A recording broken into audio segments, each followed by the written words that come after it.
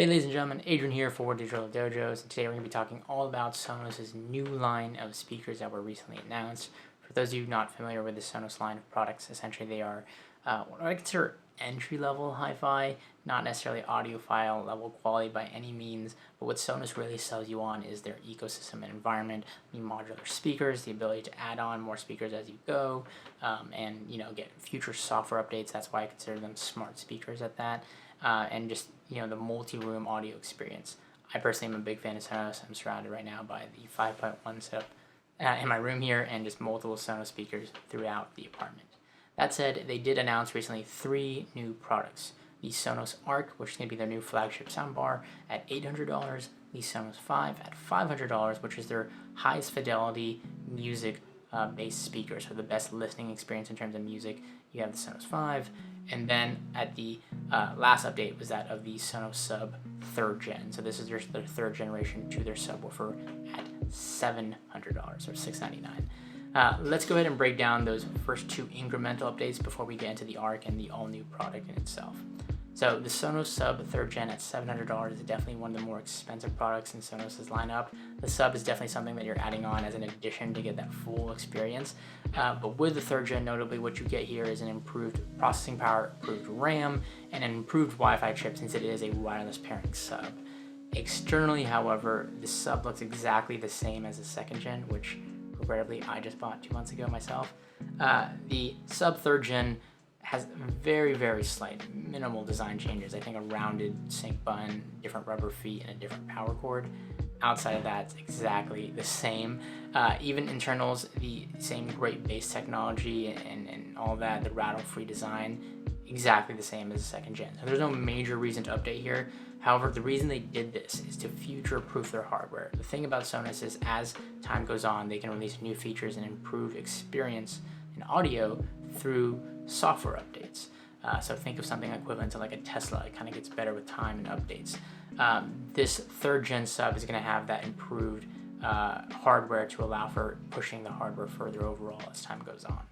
Same thing kind of applies to that of the Sonos 5 here. The Sonos 5, previously named the Play 5, was in its 2nd generation, and now this is the Sonos 5 3rd generation, technically speaking.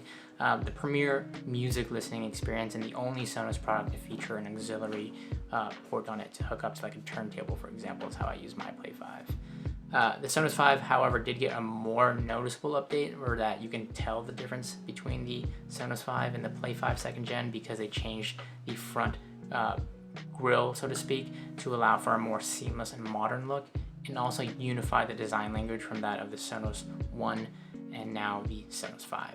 So a much cleaner overall aesthetic.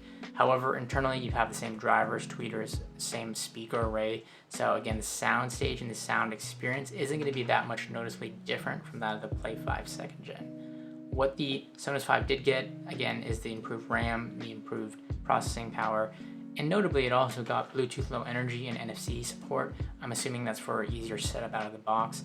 So again, same product for the most part, just improved internals to allow for future proofing of the hardware, and down the road, a better listening experience and improved listening experience at that. All that said, let's talk about the Sonos Arc, the flagship announcement in the lineup. The Arc is replacing this guy right here, the Sonos Playbar, which has been Sonos' flagship product for the longest time. When it comes to TV audio, like a living room experience and getting that full surround experience in the Sonos lineup, the Playbar has kind of been the de facto standard to go with within their lineup. Now, they did release a more budget-friendly and smaller environment product with the Sonos Beam a couple years ago at $399. But the Arc is going to be that new top of the line, and you're basically going to have the option to choose between that of the Arc the Beam or the Arc. Arc is $800. It's coming in at $800. All of these products are available for pre-order already today. They're delivering out starting June 10th for official release. The Arc is an all-new design. We're talking 11 amplifiers, 8 woofers, 3 silk dome tweeters internally, providing for a crazy amount of speakers and output within the Arc. All of that is housed in this polycarbonate plastic-like design, which is an interesting material at an $800 price point. However, Sonos does claim this is for the better acoustic performance overall. in terms of housing all of that, like I said, in that polycarbonate design, it is a much more modern and sleek look, and that's definitely needed coming from the old play bar.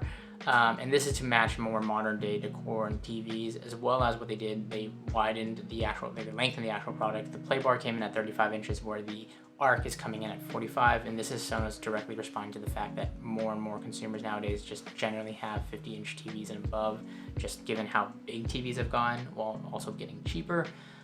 So that again allows for that wider soundstage.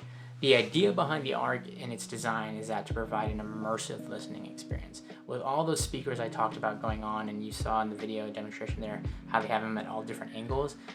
Traditionally with soundbars, the idea behind a soundbar is to provide that surround experience, providing you a left channel, a right channel, and a center channel all in a soundbar. Arc is taking that further by having also upward firing speakers, and that's going to allow for sound bouncing off your ceilings and allow for a more spatially aware environment when it comes to your listening experience. So you really hear things at a pinpoint accuracy level. Now that, combined with its support for Dolby Atmos, is what's really going to take that listening experience to the next level. So Dolby Atmos, if you don't know, is, just kind of simplify this, it's a form of audio and technology that is nowadays in a lot of movies or TV shows, whether it's Netflix or Hulu. I think what else supports it? Dolby or Disney Plus even supports it. If you see that Dolby Atmos compatibility, that means it has this audio technology built in.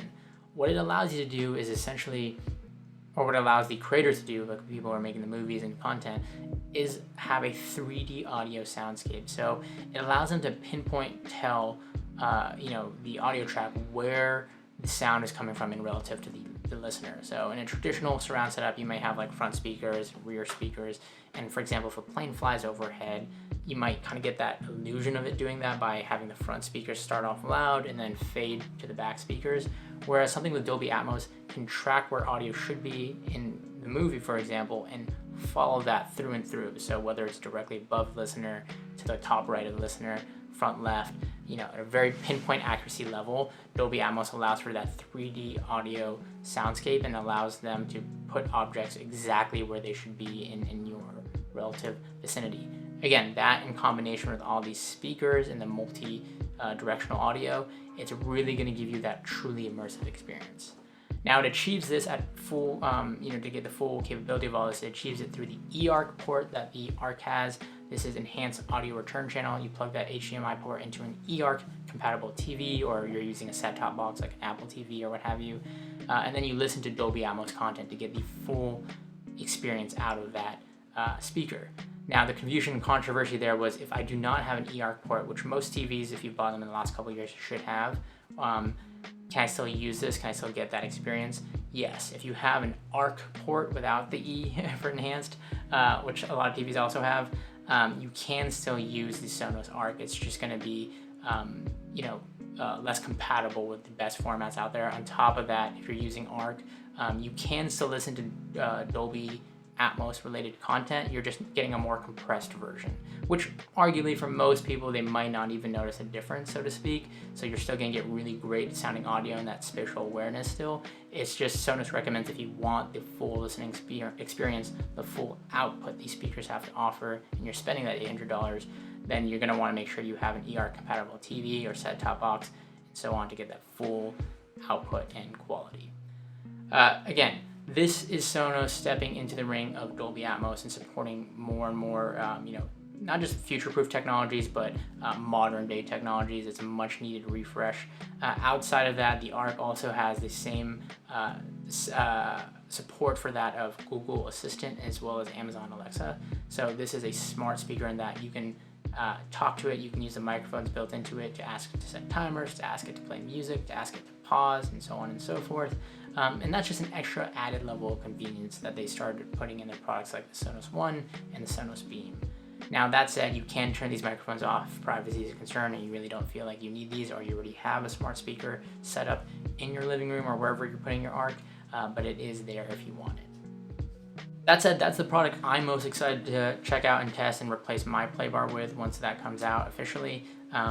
Outside that, again, they have these products that they're pushing for future proofing of updates, and this all kind of coincides with the fact that in June they're also announcing a new app for the Sonos speakers. Essentially what they're doing is if you've had speakers older than 2015, you're going to be using the current existing app. They're calling it S1. For people who have the speakers that are 2015 and newer, or you buy these new line of speakers, you're going to need to use the S2 app. Specifically, the Arc is only going to work on the S2 app. And the reason being is to get that full content like Dolby Atmos and to get enhanced audio, which is something that they're going to allow for, so improved audio experience and throughput, you're going to need to use that S2 app because only the newer hardware can support that. This is Sonos responding to the fact that previously they considered cutting off support for all those past products, and now they've come up with a more viable solution to appease everybody. All right, everybody, so that wraps up the Sonos coverage. I hope you enjoyed. Be sure to like this video if you enjoyed it. Subscribe if you're not subscribed already for more content. I'd love to hear your thoughts and comments down below. And as always, I'll catch you in the next one. Thanks for watching.